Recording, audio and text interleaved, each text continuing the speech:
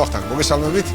მადლობას გიხდით მობრძანებისათვის Business Insider-ში მაესტროში სტუმრობისათვის და რა თქმა უნდა, ბევრი საკითხია თქვენთან როგორც ყოველთვის საინტერესოდ განსახილველი, დინამიური, ჩვენ სხვადასხვა პლატფორმებზე არაერთხელ გვისაუბრია, თუმცა იმდენად აქტიურია იუსტიციის სახე, რომ შეგვიძლია მუდმივად აქტიურად ვისაუბროთ, ამ შემთხვევაში ხელვა ჩაურითმი და დავიწყო პირველ რიგში 127 ფილიალი და რამდენად მნიშვნელოვანია ზოგადად ასეთი აქტიური გასვლა, ასე დაახლოება განსაკუთრებით რეგიონის მოსახლეობისთვის. პირველ რიგში მადლობა მინდა გადაგიხადოთ, ნამდვილად სწორი აქცენტები იყო დასმული, 127 ფილიალი, რომელიც ხელვაჩაურში გაიხსნა. კიდევ ერთი წინ გადადგმული ნაბიჯია და ამ ნაბიჯის მნიშვნელობა მდგომარეობს იმაში, რომ ჩვენი ყოველი, ასე ვთქვათ, აქტივობით გვაქვს ერთადერთი მიზანი, ეს მიზანი არის, რაც შეიძლება ახლოს მივიდეთ მოქალაქესთან და ამ ახლოს მისვლასთან ერთად მათ შევთავაზოთ კომფორტულ გარემოში ის სერვისი, რომელთა რაოდენობაც 500-ზე მეტია ამ მომენტისთვის.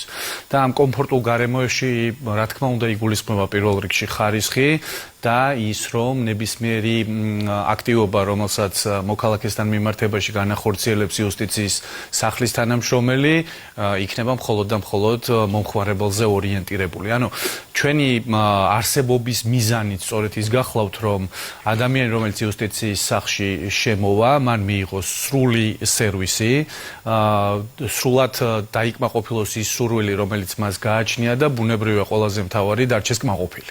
კი ბატონო, მართლა ძალიან მნიშვნელოვანი ნაწილია და ისიც, რომ სახელმწიფოს ამ დონეზე აქვს ხაზგასმული იუსტიციის სახლების მნიშვნელობა და პრემიერ-მინისტრის პოზიციაში მონაწილეობა ცხადია სწორედ ამისი დასტურია მინისტრთან ერთად რა თქმა უნდა.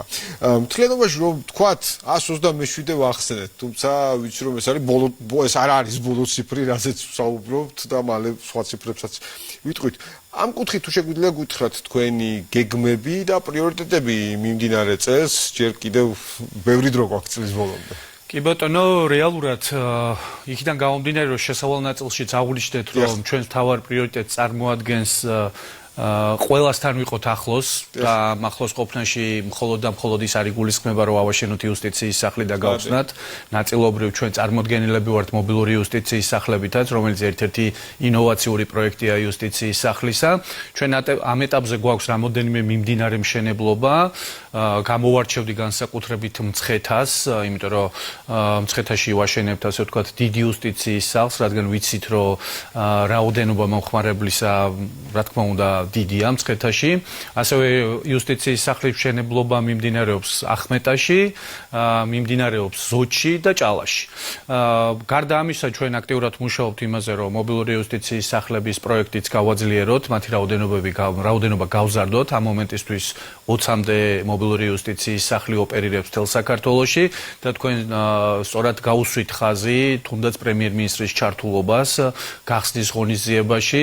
ის პროცესები, რაც იუსტიციის სახლში მიმდინარეობს დღეს, ბუნებრივია გამომდინარეობს აღმასრულებელი ხელისუფლების პოლიტიკიდან და აღმასრულებელი ხელისუფლების მითითებიდან და ძირითადი პოლიტიკის მთავარი არსი სწორედ ის არის, რომ ჩვენ ყოველდღიურ რეჟიმში ვიზრუნოთ მოქალაქეზე. ყველაფერი, რაც კეთდება, რა პროექტებიც იგეგმება და ხორციელდება, მხოლოდ და მხოლოდ უნდა იყოს ორიენტირებული საქართველოს მოქალაქეზე.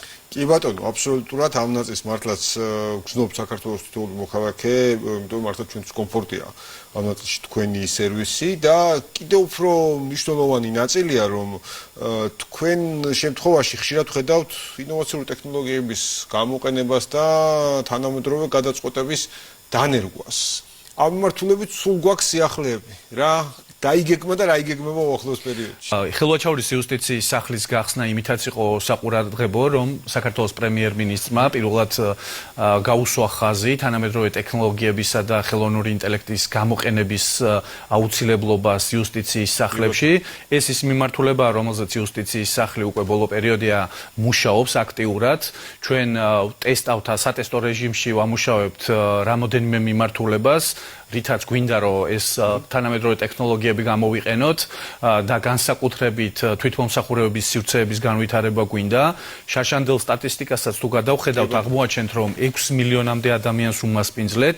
აქედან გამომდინარე თვითმომსახურებების სივრცეების განვითარება მოგცემს შესაძლებლობას რომ ნაკადები კიდევ უფრო კარგად ვაკონტროლოთ, ასე ვთქვათ, და რეალურად იმ მოქალაქეებს, რომელსაც შესაძლებლობა აქვს გამოიყენოს ეს ტექნოლოგიები, ვთქვათ, მან თვითონ მიიღოს სერვისი. კი, რა თქმა უნდა, თვითმოსახურების ნაწილი ბევრისთვის მარტივია, იმიტომ რომ 6 მილიონი როდესაც ვსაუბრობთ, ხო ხა წარმოვიდგინეთ, ხო ძალიან დიდ ციფრებს ვსაუბრობთ და რამდენადაც და ძალიან კეთილგანწყობილი ასე ვთქვათ, თანამშრომლები ყავთ, მიუხედავად ამისა, ხშირად მაინც არის გარკვეულ პერიოდში პიკებშიც კი, ვთქვათ, რაღაცა ტექნიკურად რთულია მომსახურება. თვითმომსახურების სივრცეები მეგონი ამას ძალიან გაამარტივებს ამ კუთხით. კი, ზუსტად ამ მიმართულებით მუშაობთ. მეორე ძირითადი მიმართულება ეს არის ხელოვნური ინტელექტის გამოყენება. ჩვენ ხელოვნური ინტელექტი პირველ ეტაპზე შეგვიძლია ვთქვათ, რომ ძალიან მალე გამოვიყენებთ ხელოვნურ ინტელექტს ჩატის ნაწილში, ასევე სატელეფონო ცენტრის მუშაობის ნაწილში, რაზეც თითქმის უკვე დასრულებული გვაქვს სამუშაო პროცესი. ასე რომ თანამედროვე ტექნოლოგიები და ხელოვნური ინტელექტი არის იუსტიციის სახლების ხვალინდელი დღე, რათა ბევრად უფრო სწრაფი იყოს სერვისი ჩვენთან და ბუნებრივია ხარისხი შევინარჩუნოთ. კი ბატონო, მართლაც მნიშვნელოვანი ნაწილია ამ კუთხით და ასევე მინდა ძალიან მნიშვნელოვან ნაწილზე გავამახვილო ყურადღება. ძალიან საინტერესო იყო კაპიტან თამარ ჟოდელავა მინისტრის მოადგილემ ისაუბრა ჩვენთან ინტერვიუს დროს შემოსავლების სამსახურში ახალი სერვისების დანერგვაზე, შემოსავლების სამსახურის სერვისების დანერგვაზე, უფრო ზუსტად რო ვთქვა, იუსტიციის სახლში. მართლაც შემოსავლების სამსახურის სერვისები იუსტიციის სახლში, ხო, სიახლეა ამ კუთხით მნიშვნელოვანი ნაწილია და შეიძლება ითქვას მოქალაქეებისთვის და ბიზნესისთვის რაღაცა განსაკუთრებულია, ხო? ჩვენ წარმოგვედგინა რომ მხოლოდ შემოსავლების სამსახურში შეგვეძლო გარკვეული სერვისების მიღება. ახლა უკვე ეს ნაწილი გადმონაცვლებულია რაღაცა ფორმით იუსტიციის. უფრო ზუსტად რო გითხრათ. ბატონო, ეს არის ერთ-ერთი მნიშვნელოვანი სიახლე. მინდა გითხრათ, რომ შემოსავლების სამსახურის ინიციატივით, ბატონი დაჩი გახდათ ამ ინიციატივის ავტორი, იუსტიციის სახლსა და შემოსავლების სამსახურს შორის გაფორმდა ურთიერთთანამშრომლობის მემორანდუმი, რომელიც გახდა საწინდარი იმისა, რომ შემოსავლების სამსახურის 500 სერვისი ეტაპობრივად ინტეგრირდება იუსტიციის სახლებში. პირველ ეტაპზე მოხდება 86 სერვისის ინტეგრაცია, რაც ყველაზე ასე ვთქვათ პოპულარული სერვისებია შემოსავლების სამსახურისა და საბოლოო ჯამში ამის ბოლო წერტილი იქნება ის, რომ იუსტიციის სახლებში სერვისების რაოდენობა გაორმაგდება, გახდება 1000-ზე მეტი. რაც ავტომატურად ზრდის იუსტიციის სახლის დატვირთვას და ამიტომაც არის მნიშვნელოვანი თუნდაც თანამედროვე ტექნოლოგიების გამოყენება, იმიტომ რომ ბუნებრივია ამ დატვირთვას იუსტიციის სახლმა უნდა გასცეს შესაბამისი პასუხი. კი ბატონო, იმიტომ რომ ნებისმიერ შემთხვევაში ახლა სერვისების და დატვირთვას და სიწევს მით უმეტეს მნიშვნელოვანი სერვისის, როგორც შემოსავლების სამსახურის აი ამ სერვისების ნაწილია. ძალიან კარგია ბატონო დაჩეს ინიციატივა და თქვენი შეთანხმება ამ ნაწილში. მით უმეტეს, როცა თქვენთვის ბიზნეს სერვისები არ არის უცხო ამ კუთხით, მხოლოდ მოქალაქეების ნაწილით რომ ერთი წუთით გავწიოთ, ასე ვთქვათ, ბიზნესის მიმართულება არ არის თქვენთვის უცხო, უფრო მეტი, ძალიან საინტერესო პროექტზე მინდა გითხოს ბიზნეს ასისტენტის პროექტთან დაკავშირებით. როგორია ზოგადად მისი როლი ბიზნეს ასისტენტის როლი ბიზნეს მხარდაჭერის კუთხით და რა ვითარება გვაქვს დღეს აი დანერგვიდან აი ამ პერიოდამდე დაინტერესების დინამიკის კუთხით? კი ბატონო, ძალიან კარგი კითხვა. პირველ რითაც მინდა დავიწყო ამ კითხვაზე პასუხი არის ის, რომ იუსტიციის სახლი არის ის დაწესებულება, რომელსაც ძალიან აქტიური კომუნიკაცია აქვს ბიზნესთან და ჩვენ არაერთ შეხვედრა დაგვიორგანიზებია, სადაც ხდება განხილვა იმ საკითხების, რაც აწუხებს ბიზნესს.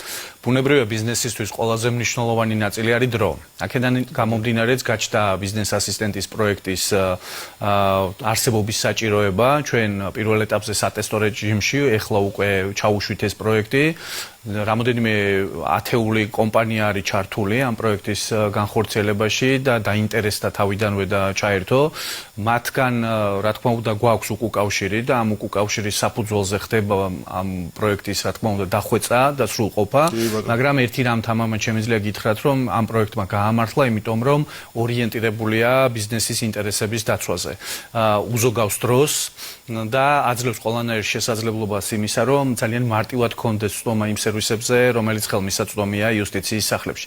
ბუნებრივია ეს არ გახლავთ ბოლო წერტილი ჩვენი ამ მიმართულებით განვითარებისა, უახლოეს მომავალში რა თქმა უნდა დაიგეგმება სხვა შეხვედრები ბიზნესთან, იქ იქნება განხილული თუნდაც ბიზნეს ასისტენტის პროექტი და ასევე სხვა საჭიროებებზე გვექნება საუბარი და ბუნებრივია ამის საფუძველზე იუსტიციის სახლი გადადგამს შესაბამის ნაბიჯებს. კი ბატონო, დარწმუნებული ვარ, რომ ბიზნესთან დიალოგის საფუძველზე ბევრი ნაბიჯი იქნება დამატებით გადადგმული, თუმცა მანამდე აუცილებლად მინდა გითხოთ მომსახურების პაკეტების შესახებ, რომელსაც იუსტიციის სახლი ახლად თავაზობს ბიზნესს, თუ შეგიძლიათ რომ ამ ნაწილზე კი ბატონო, როცა ვსაუბრობთ ბიზნეს ასისტენტის პროექტზე და იმ პაკეტებზე, რომელსაც ჩვენ ბიზნესს ვთავაზობთ, აქ რამოდენიმე მიმართულება ჩამოგვიყალიბდა, ასე ვთქვათ, და ეს მიმართულებები ჩამოყალიბდა მხოლოდ და მხოლოდ ბიზნესის საჭიროებებიდან გამომდინარე.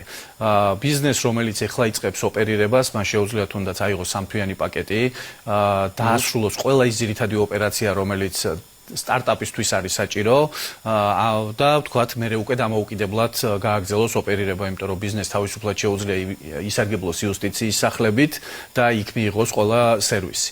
ასევე არსებობს 6-თვიანი პაკეტი ბიზნესისთვის, რომელიც შედარებით უფრო ხანგრძლივია, ბევრად უფრო დატვირთულია იმ აქტივობებით, რომელსაც თავაზობს მას იუსტიციის სახლი და ყველაზე ისეთი ასე ვთქვათ, მსხვილი პაკეტი, რომელსაც ჩვენ თავაზობთ ბიზნესს, ეს არის ერთწლიანი პაკეტი, რომელიც თავის თავში აერთიანებს თუნდაც ისეთ მომსახურებას, როგორც არის ადგილზე გასვლის მომსახურება, ანუ ბიზნეს არ ჭირდება იუსტიციის სახლში შესაბამის სივრცეში მოსვლა, მას შეუძლია თავისი ასე ვთქვათ, ასისტენტი, რომელიც მასია მიმაგრებული, დაიბაროს მასთან ოფისში და იქ გააკეთოს განაცხადი. ასე რომ ამ პროექტის და ამ პაკეტების არსებობის მთავარი მიზანი გახლავთ ის, რომ ჩვენ მაქსიმალურად კომფორტულ გარემოში ვამყოფოთ ბიზნესს, იმიტომ რომ სერვისი, რომელიც დაკავშირებულია თუნდაც საჯარო რეესტრის მიმართულებასთან, მათთვის სასიცოცხლოდ მნიშვნელოვანია და ბუნებრივია ამ სერვისებზე წვდომა და მარტივი წვდომა ბუნებრივია ბიზნეს ხელს უწყობს განვითარებაში. კი ბატონო, და მკუთხით მნიშვნელოვანია მართლაც იგივე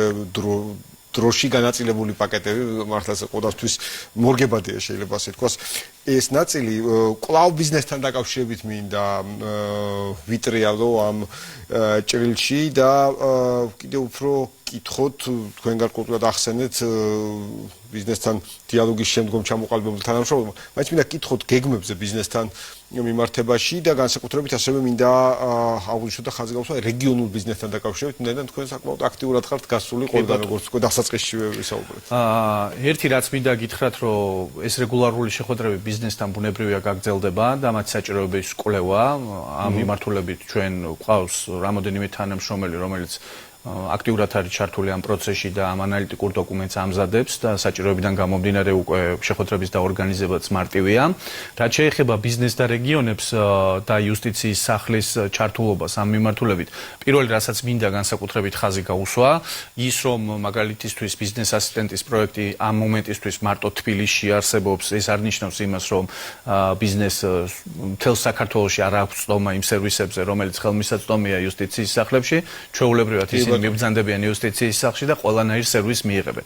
თუმცა ჩვენ ვფიქრობთ, რომ ბიზნეს ასისტენტის პროექტი შეიძლება კიდევ უფრო მეტად განვითარდეს და დაფაროს საქართველოს სხვა რეგიონები და ეს დამოკიდებულია იმ ტერიტორიებზე, სადაც ბიზნესი ბევრად უფრო აქტიურია, ამიტომ შეიძლება შემდეგი ნაბიჯი იყოს თუნდაც აჭარის რეგიონში ბიზნეს ასისტენტის პროექტის გაფართოება და შემდგომში უკვე სხვა მსხვილ ქალაქებში. ასე რომ ჩვენ ჩავთვალოთ, რომ რა ვიცი, გვესმის ბიზნესის საჭიროებები, გვაქვს მათთან კომუნიკაცია და ბუნებრივია საჭიროებიდან გამომდინარე ყველა ნაბიჯი იქნება გადადგმული იმისთვის, რომ როგორც თბილისში, ისე მთელი საქართველოს მასშტაბით სრულად უზრუნველყოთ ბიზნესის საჭირო სერვისებით. კი ბატონო, და თქვენ რომ გესმით ბიზნესს ძალიან მნიშვნელოვანია, იმიტომ რომ ბიზნესს ძალიან ჭირდება თქვენი სერვისები, ნამდვილად მით უმეტეს რეგიონებში და ძალიან კარგია, როდესაც მართლა ასე ახლოს მიდიხართ მათ შორის ბიზნესთან. ვინაიდან განსაკუთრებით მცირე და საშუალო ბიზნესისთვის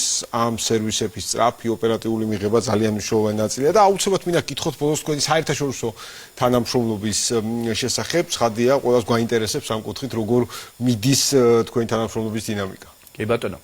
როცა ზოგადად საერთაშორისო მიმართულებაზე ვსაუბრობთ, პირველი რაც მინდა რომ ყველამ გააცნობიეროს არის ის, რომ იუსტიციის სახლი იმდენად უნიკალური პროექტია, რომ მთელ მსოფლიოში პოპულარულია. ამიტომ ძალიან ბევრ ქვეყანას აინტერესებს ის სპეციფიკა, რა სპეციფიკითაც მუშაობს იუსტიციის სახლები და ამიტომაც ჩვენ სპეციალური ტურიც კი გვაქვს მოწყობილი უცხოელებისთვის და ამ ტურში ძალიან ბევრი სხვადასხვა ქვეყნის დელეგაცია ერთვება ხოლმე. და რა თქმა უნდა ინტერესი ძალიან დიდია, თუნდაც იმ პრინციპებთან მიმართებაში, რა პრინციპებითაც მუშაობს საქართველოში იუსტიციის სახლები.